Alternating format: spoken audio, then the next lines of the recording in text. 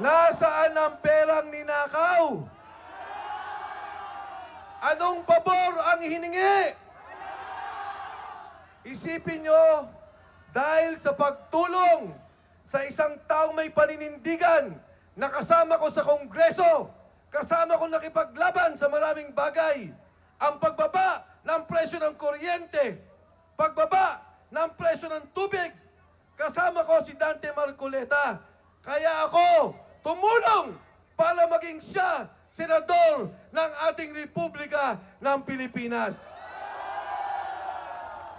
Dante Marcoleta para magsilbi sa ating bayan. At hindi naman po ako nagkamali. Nakita nyo naman ang ginagawa niya ngayon sa Senado. Nakita nyo, pilit niyang nilalabas ang katotohanan.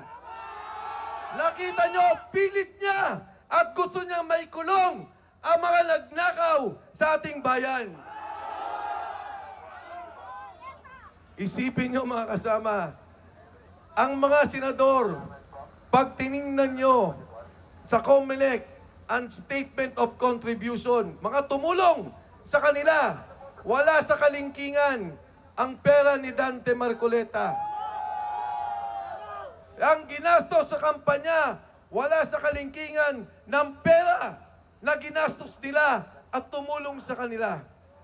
Bakit? Yung ibang senador na daang milyon, hindi nyo imbestigahan. Nandun din naman, tulong din naman, eleksyon din naman. Pero bakit si Dante Marcoleta? Bakit si Mike Defensor gusto nyong ikulong para tumahimik, wala na magsalita sa nakawan sa ating bansa at kalimutan na ang flood control scandal? Parehong kaso. Ayoko na banggitin ang mga pangalan ng mga senador dahil kaibigan ko rin naman. Pero pareho. Bakit yung tulong sa kanila legal? Pwede. Kay Dante Marcoleta, hindi ka pwedeng tumulong. At alam naman ang lahat na magmula Apari hanggang Hulo, ang tunay na tumulong kay Dante Marcoleta ay ang mga kapatid sa Iglesia ni Cristo.